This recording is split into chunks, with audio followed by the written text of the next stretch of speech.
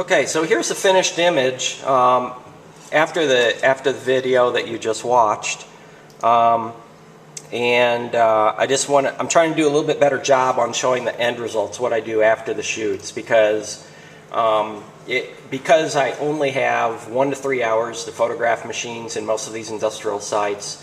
It's really important and critical that it's not just the image that I shoot on location, it's what I do digitally afterwards to drop out the backgrounds and clean it up. This particular shot that you watched, just for example, I walked in the door, shot it, set up, shot it. Walked in the door, set up, shot it, broke down, and was gone in an hour and a half. And I know there's other clients out there that'll give you half a day or a whole day to mess around and throw up a bunch of paper and a bunch of lights and get everything absolutely perfect. But in my experience in 15 years, most industrial people just want you in and out.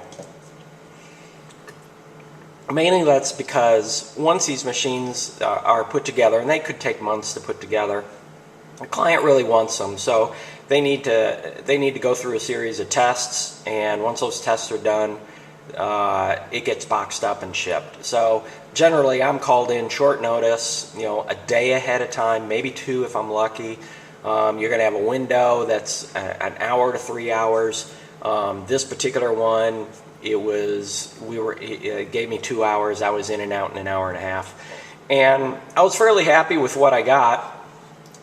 I did have the only thing that I saw during the shoot was this bright highlight where it blew out on the stainless steel. Stainless steel, just like a mirror, so if you have a light shining in it, it's gonna wash out. And this is from the Paralight.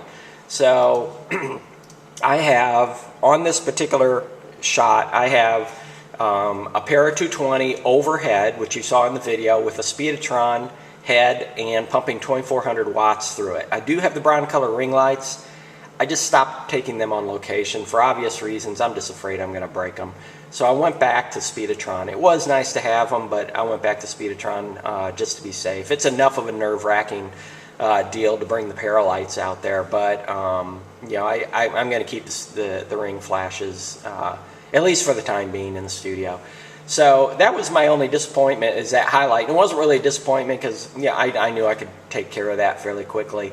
So I have the Paralight 220 above, out of frame here, with 2400 watts going down. My main light is always the most important, and over the years, from Sinar box lights to regular umbrellas to other large lighting sources, the Paralight remains the best I've used.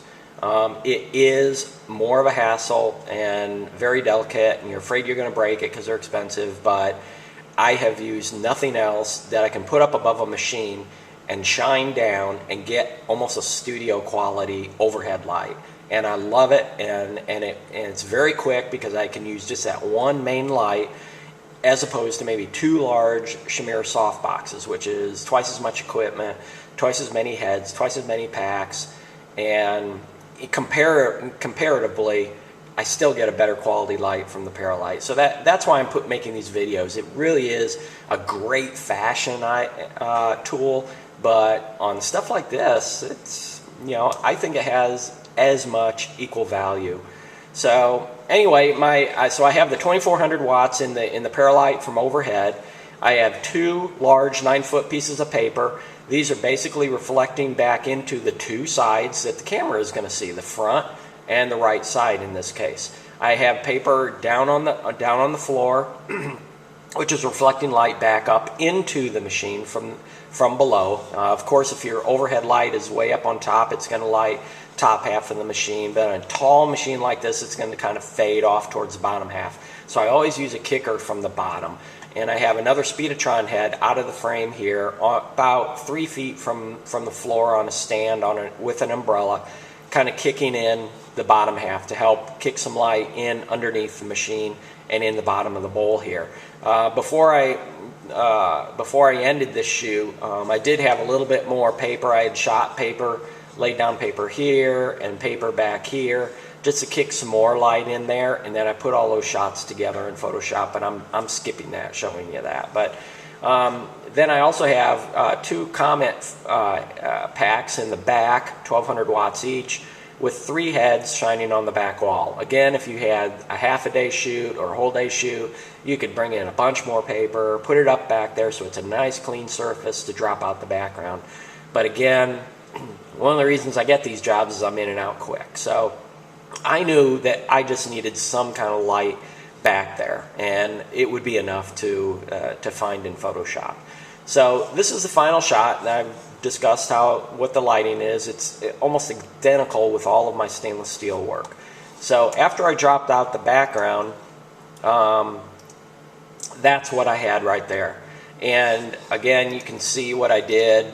I took out that bleeded out area in this top section, and I filled it in. I just cut and pasted a faded area here where it's kind of faded from dark gray to light, and I just cut and pasted and brought that over and put it underneath the label and underneath this label, and it came out pretty nice. And maybe 5-10 minutes work. This one didn't require a whole lot of Photoshop work. I think I spent 2.5 hours on what I'm gonna show you. And this is typically, I photograph it, drop out the backgrounds, clean it up, send them in a variety of files, and they're happy. And then the client can drop them into PowerPoint or their website or a brochure or whatever they want to do. In this particular case, I did add a blue background. This particular machine might be used on a trade show display, so just wanted to throw their typical blue that we've used on a lot of their products behind here so that they could get an idea of what that's going to look like. So there you go, finished image. Now, once we had everything lit, we did shoot the machine in 3 different stages, which is the first one without a delivery bowl down here, just the basic machine so you could see that. Then the delivery bowl down here, or the product that catches the product.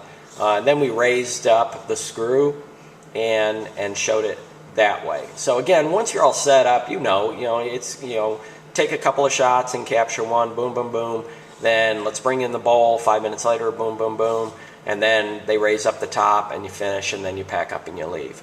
So that's pretty typical. I think this was a good example of showing how a very quick, hour-and-a-half shoot can be lit with the advantage of the Paralight. I think if I had the chimeras, it would have added maybe a half hour just for the time of putting together more equipment, having more stands to put up, and then position them up overhead. And again, the Paralight has just been outstanding. I think my goal is, now that I have 2 Para 220s, is to get a smaller one, like the smallest, a 170 or one of the newer 80s, whatever it is, and have that for lighting up my whole background, and just use one Paralight in the background as opposed to all these little heads and all these packs. That's a lot of equipment to add. And everybody, you don't want to haul a ton of equipment. So that's my goal, and I think in the future that's what I'm going to move towards, is have a smaller Para in the background. You don't always have a lot of time and a lot of space to put a big light like that in the back, but I think that's what I'm going to try next, and I bet I will be pleased with that. But overall, here's another stainless steel equipment. Again, the client doesn't like me taking a lot of time for videos, so you're going to see a lot of me, a lot of talk and a lot of show afterwards in these Photoshop series. So I hope that's a little bit more complete video than what I've been showing before. And if you're lucky enough to be shooting babes in bathing suits with a Paralight, I'm so happy for you.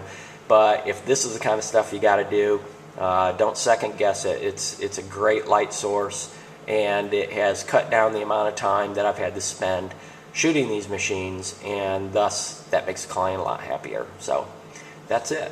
Thanks for watching.